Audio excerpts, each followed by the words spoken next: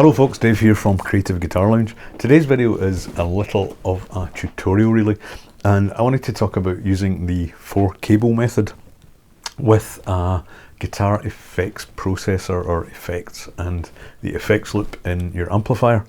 Now there are quite a lot of tutorials about this, specifically referring to the Boss GT100 and 4-cable method, but I've found, although a lot of them are really good, they kind of don't really clarify the actual settings you need to actually do on the processor itself, because the GT100, and I guess a lot of these all-in-one amp simulators, amp modelers, plus effects pedals all mixed into one pedal board, one kind of unit, all work in similar kind of ways.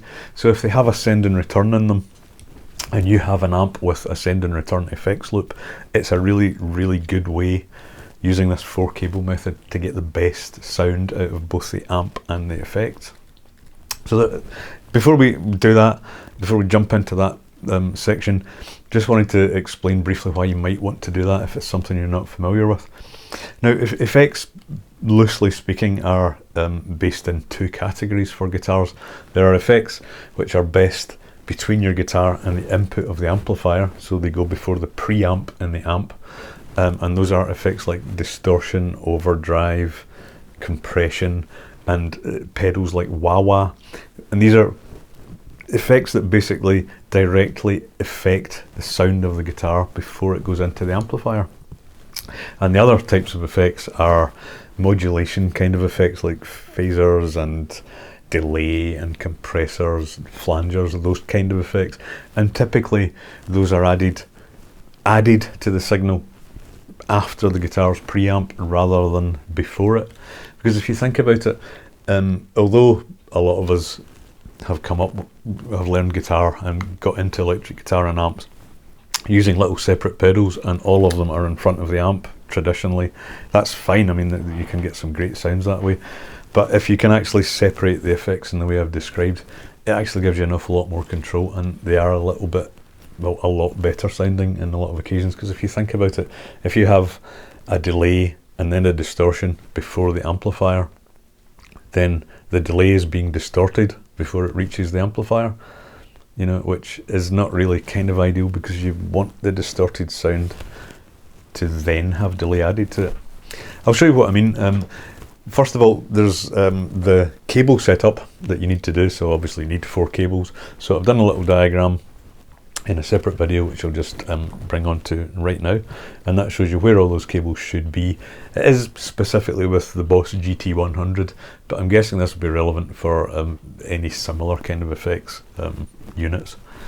So we'll have a look at that, and I also want to I spend a bit of time in this little video at the actual settings within the GT100 itself that you need to make for this to work properly. So we'll look at that video now. Okay, so here's a little diagram of the connections, and this is between the GT100 that I'm using and my little HT5 Black Star amplifier. So you want to take your guitar into the FX in on your, well, just the input on your GT100 or your processor. Then you want to take the effects out from the GT100 into the amp return. And then you want to take the effects send from the GT100, and that goes into your amplifier input. And finally, the effects return from the GT100 to the amplifier send. And that is you good to go. I'll put a list of these settings in the description, just because this diagram is a little bit cluttered, I must admit. But those are the connections you need to make to use this method. And now we need to go and look at the settings that we need to adjust in the GT100. Okay, so in Blue Peter tradition, for those of you who remember Blue Peter, this is one that I've set up earlier. So what you want to do is, well, certainly on the GT100, and I dare say similar processors, you kind of need to create a user patch. So I've just called this one 4-cable lead. And then we need to go into effect. And what you want to really make sure of here is, as we discussed, we want our kind of compression, overdrive, pedal type effects like wah-wah to be in front of the amp. So just between the guitar and the amplifier, and we want our other effects, delay and so on, to go through the effects loop on our amplifier. So the way you set that up is to just go through the settings here. So what I've got is compression, overdrive, and pedal, which is a wah-wah in this case. And this is also an amp processor. I don't want to use that. This is the whole point of doing this really. I want to use my valve amp as the amplifier. So these are both off. I'm leaving the noise gates though, because noise gates are good. And then we come out of that section and back into the loop section really, if you like. So we're out of the amp modeling section and back into the signal chain. So this is where we want our send return. So obviously with this you could move these around and put that before the amplifiers if you wanted to. There's not really much point in doing that, but we want to make sure it's on, not off. So we can see that it lights up like a little effects box when it's on. And then after that I've got the rest of my effects. So I've got FX1. These are just the various pedals that I can use to set up as just separate effects, just like an ordinary pedal board. And that's really it. So there's my delay, there's my chorus, this is a ACC and kind of another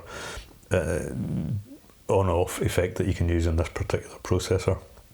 Reverb, and then you've got your sort of master settings and a USB output if you want to. Okay, so that's my patch. So the important thing here is where we're positioning the send and return and making sure that it's on. Okay, so when that's done, you want to write that effect to whatever patch you've selected and then come out of that. The next thing we need to make sure of when we're actually using this on the 4-cable method is to go to our system and make sure we have combo return or head return set up. So it depends what kind of amp you're using. There are various different settings on the GT100. So you've got just amp settings or headphone outs or line outs, and in this case I'm using a little combo. So combo return is the one for me. So I hope you found that helpful and useful, and I would definitely encourage you, if you've got an effects pedal like this, or even if you have separate effects, just try and put the delay and modulation effects separately through your effects loop, and then keep the distortion and compression stuff in front. It's just a kind of better sound, and you have, in the end of the day, a lot more control over it. So give that a try if that's going to suit your particular setup. Let me know what you think in the comments, and if you like this video, give it a little like. It really helps me with the channel, and subscribe if you haven't, and I will see you again. Cheers for now.